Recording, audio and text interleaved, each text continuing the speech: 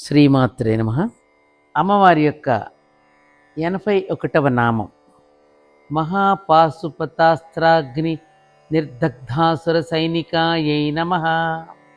అంటే మహాపాశుపతాస్త్ర అగ్నికి నిశ్శేషంగా ఆహుతి అయినటువంటి అసుర సైన్యం కలిగినది. అజ్ఞాన అసురీభావాలను ఒకే ఒక అద్వితీయమైన సంకల్ప శక్తితో అంతం చేసింది అని కూడా అర్థం. చాలామంది యుద్ధంలో పోయినప్పటికీ బండాసురుడి యొక్క సైన్యం ఇంకా కొంత మిగిలి ఉంది. ఆ మిగిలిన సైన్యంలో ఒక్కరు కూడా మిగలకుండా ఒకే ఒక అస్త్రంతో అమ్మవారు అందరినీ దహించేసింది. ఆ అస్త్రమే పాశుపతాస్త్రం. పాశుపతాస్త్రాలు రెండు విధాలుగా ఉంటాయి.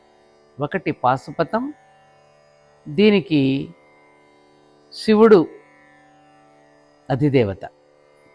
రెండవది మహాపాశుపతం, దీనికేమో సదాశివుడు అధిదేవత.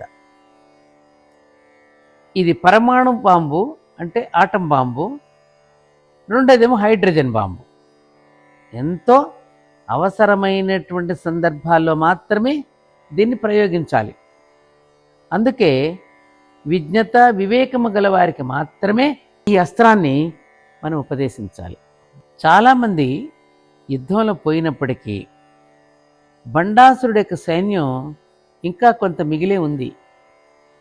ఈ మిగిలిన సైన్యంలో ఒక్కరు కూడా మిగలకుండా ఒకే ఒక్క అస్త్రంతో అమ్మవారు అందరినీ దహించేసింది. ఏదైనా సరే మనం బోధించేటప్పుడు ఒక విషయాన్ని, గొప్ప గొప్ప విషయాల్ని విజ్ఞతకు ఎలా దీనిని ప్రయోగించాలి అని బాగా విజ్ఞత, ఎప్పుడు ప్రయోగించాలి, ఎందుకు ప్రయోగించాలి, ఏ అవసరాన్ని బట్టి ప్రయోగించాలి అనేది తెలిసి ఉన్నవాడికే నేర్పాలి.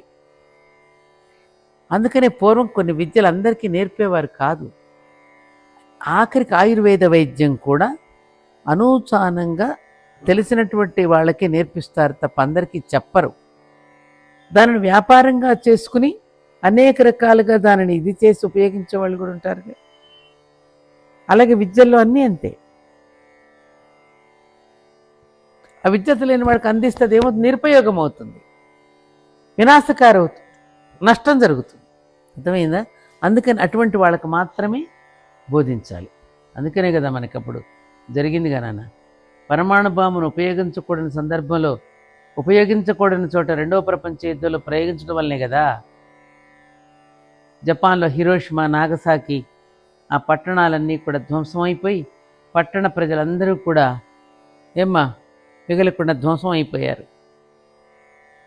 ఇప్పటికీ దాని ప్రభావం ఇంకా ఉంటుందని అంటూ ఉంటారు.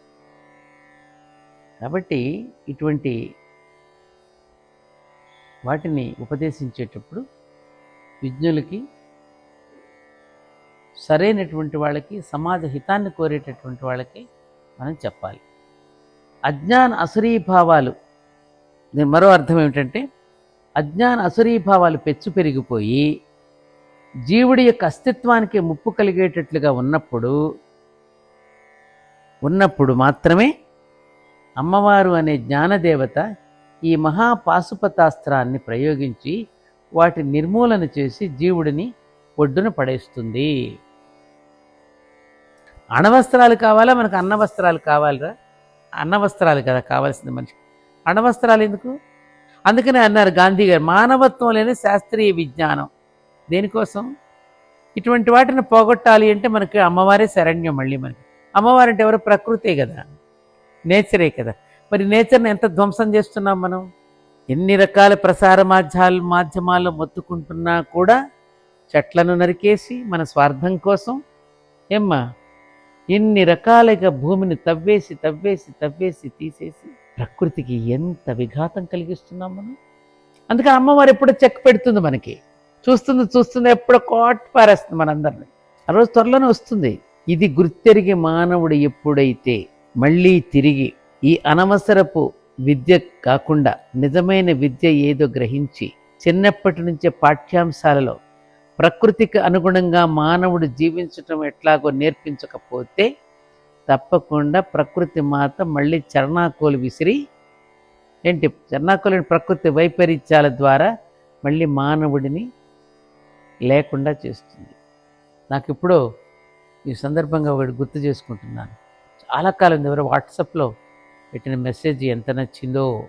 బ్రహ్మదేవుడు మానవుడనే ఒక బొమ్మను తయారు చేసి ఆ బొమ్మలో సకల శక్తియుక్తులు ప్రవేశపెట్టాడట.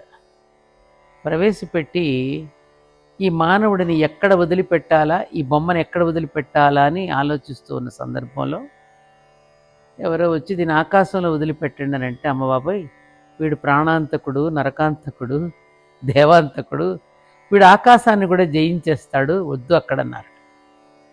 మరి భూమిలోకి పంపిస్తే అమ్మో భూమిని జయించేస్తాడు, అంతకంటే ప్రమాదకారి, భూమిని జయించేస్తాడు.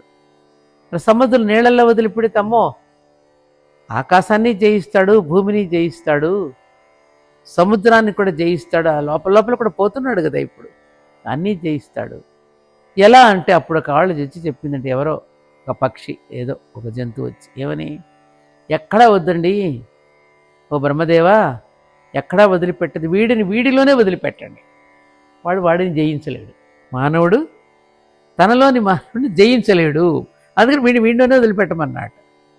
అదే జరిగింది. అందుకే మనల్ని మనం జయించగలుగుతున్నామా? కరెక్ట్గా చెప్పాడు కదా. ఆ జయించలేనప్పుడు ఏం చేస్తుంది? ఈమె జయిస్తుంది, అమ్మొచ్చి. ఆమె ప్రకృతి, ఆమె nature cures, doctor gets the credit.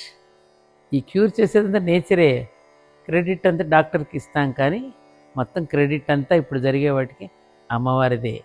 మంచి అయినా చెడైనా ఏదైనా అమ్మే. కాలస్వరూపిణి, కళా కాష్టాది రూపేణ పరిణామప్రదాయిని విశ్వస్య ఉపరత శక్తే నారాయణి నమోస్తుతే అంటాం మనం. ఆమె తలుచుకుంటే ఫ్రాక్షన్ ఆఫ్ సెకండ్ కాలస్వరూపిణి. విర్రవీగిపోతున్నాం, ఏదో ప్రకృతిని జయించేశాం, ఆధునికంగా ఎదిగిపోయాం, వైజ్ఞానికంగా అవి సాధించాం, విర్రవీగుతున్నాం. చూసావా? ఆ విర్రవీగటం అనే రాక్షసత్వాన్ని ఎప్పుడో పెడుతుందిరా మనకి. అమ్మవారి యొక్క ఆలయంలో ప్రవేశించినప్పుడు అర్ధమండపంలో నిలబడి ముందుగా గంట మ్రోగించి అమ్మకు నమస్కరిస్తాం. అలాగే అమ్మవారి యొక్క నామాలలో ప్రవేశించే ముందు గంట మ్రోగించండి.